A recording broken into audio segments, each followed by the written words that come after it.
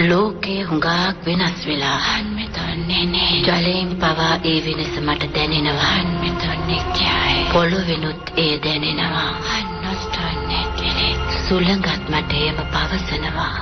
අතීතයේ තිබුණු දේවල් යටපත් වෙලා ගිහින් වර්තමානයේ ජීවත් වෙන අය ඒව දන්නේ නැහැ.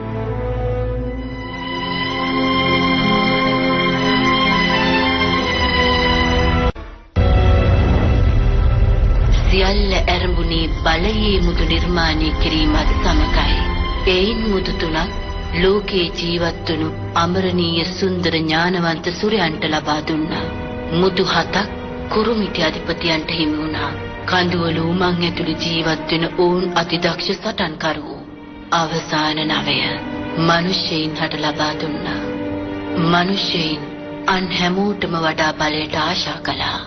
මේ හැම මුද්දකින්ම ඒ හිමිකාරයාට තමන්ගේ වර්ගය රැක ගැනීමට ශක්තියක් සහ අධිෂ්ඨානයක් ලබා දුන්නා. ඒත් මේ හැම කෙනෙක්ම නොදත් දෙයක් තිබුණා.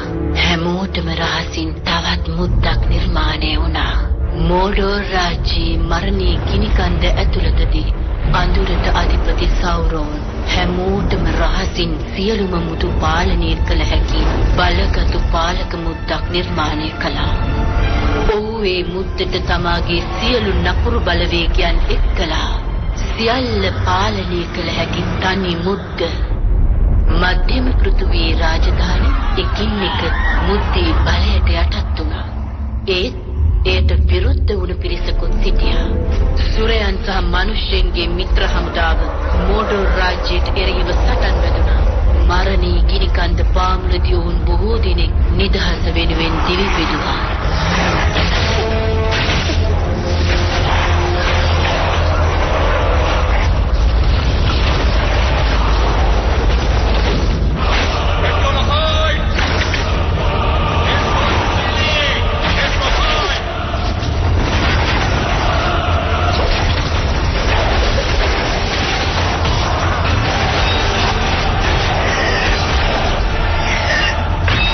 ජයග්‍රහණයේ ළඟම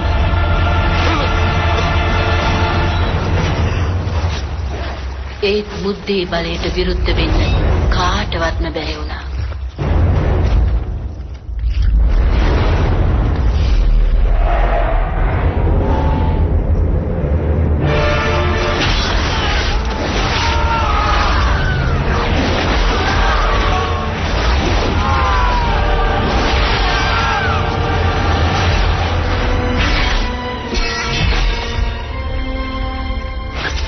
සියලුම බලාපොරොත්තු බිඳ වැටුණු මේ මොහොතේ එලෙන්ඩිල් රජුගේ පුත් ඉසිල්ඩෝර් තම පියාගේ කඩුව අතට ගත්තා.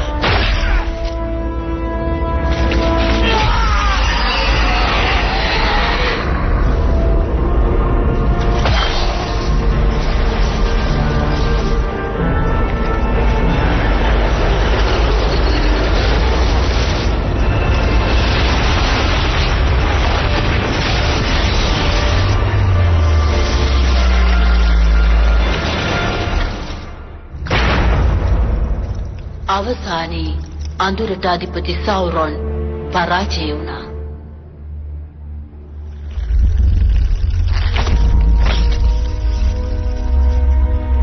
මුද්ද ඉසිල්ඩෝට අයිති වුණු වෙලාවේ ඔහුට පුළුවන්කම තිබුණා එය සදහටම විනාශ කර දමන්න.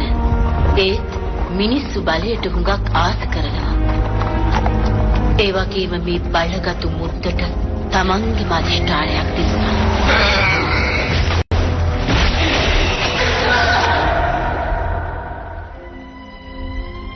මුද්ද නිසා ඉසිල්ඩෝර්ට මරණය වැළඳ ගන්න වුණා. කිසි දිනක අමතක කළ නොහැකි දෙයක් හැමෝගෙම සැඟව ගියා.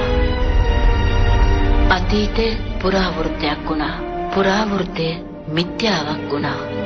වසර 2500ක් යනතුරු මුද්ද මුළු ලෝකෙම සැඟව ගියා. අවසානයේදී අවස්ථාව උදා වුණාම එය අලුත් පාරකාරයෙක් සොයාගත්තා. මගේ වස්තුව. මුද්ද අයිති වුණේ ගොලම් කියන සත්වයාට. ඔහු ජීවත් වුණු අඳුරු කඳුකරේ ගුහාව ඇතුළටම මුද්ද රැගෙන ගියා.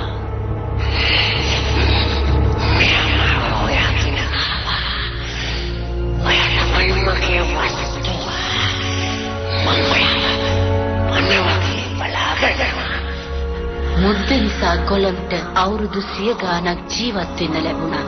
අවුරුදු 500ක් මුද්ද කොළඹගේ සිතුවිලි පාලනය කළා. අඳුරු ගුහාව ඇතුළට වෙලා මුද්ද නියම කාලය එනකම් බලාගෙන සිටියා. කෙමෙන් නැගෙනහිර දේශය අඳුරට පිළිවෙන්න වුණා. මුළු ලෝකෙම බියකින් වෙලී ගියා. මුද්දට තවත් කල් බලා ඉන්න අවශ්‍ය වුණේ නැහැ.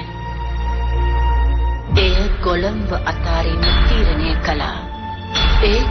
ඊට පස්සේ සිද්ධ වුණේ මුද්ද බලාපොරොත්තු නොවූ දෙයක්. හිතා ගන්නවත් බැරි කෙනෙක් අතට එපත් වුණා. මේ මොකද්ද? කුරුමිට්ටෙක්. ෂයවල ජීවත් වුණු බිල්බෝ බැගින්ස්.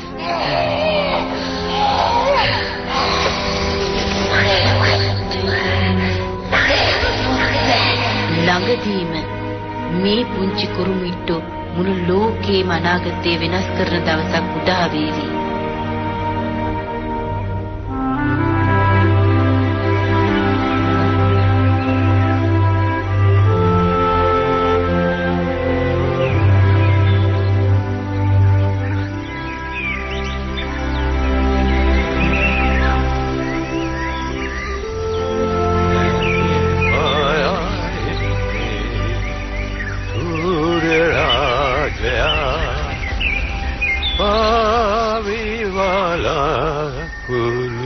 අතරින් පාරන්නේ සූර්යදීප රාජය පාවි බලපු අතරින්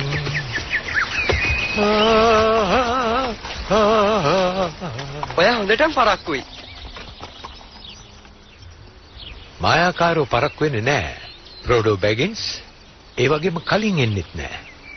නියමිත වෙලාවට තමයි ඒ අවශ්‍ය තැනට එන්නේ.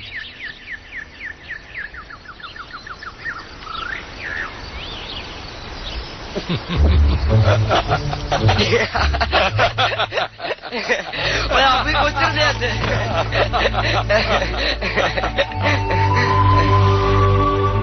මට බිල්බෝගේ උපන්දිනේ අමතක වෙන්නේ නැහැ. මේ දවස්වල වැදගත් සිද්ධි මොනවාද? මට හැමදේම දැනගන්න ඕනේ. හැම දෙයක්ම එච්චර දේවල් ඔයාට මොකටද? මාමා වගේමයි. ඔයාට දැනගන්න ඕන නම් කියන්න. මිනිස්සු ඉස්සර වගේම තමන්ගේ පාඩුවේ ජීවත් වෙනවා. ඒ වගේම මොනවා හරි ප්‍රශ්නයක් වෙලා සාමාන්‍ය ජීවිතේ වෙනස් වෙනවා. ඒත් ඒගොල්ලන්ට මතකයක් නැහැ මෙච්චර ලස්සන ගමක් තියෙනවා කියලා.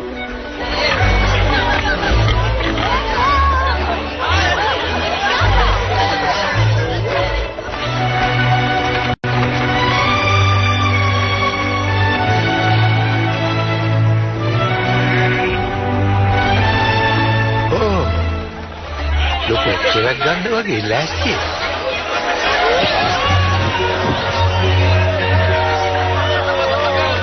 කොහොමද අපේ නාකි ඉලන්දාරියා?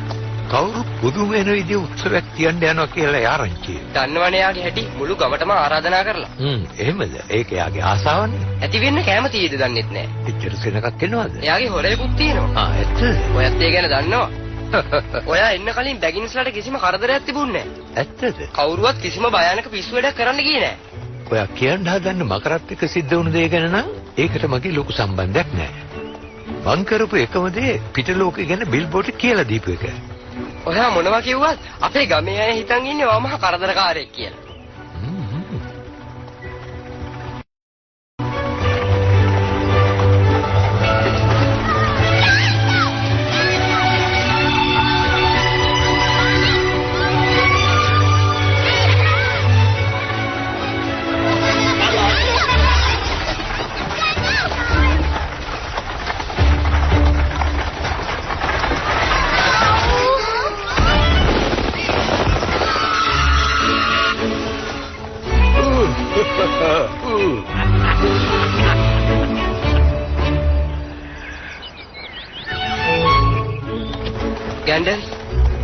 ඔයා ආපු එක නම් ලොකු දෙයක්. මටත් ඒ ගැන සතුටුයි. හරිම ලස්සනයි.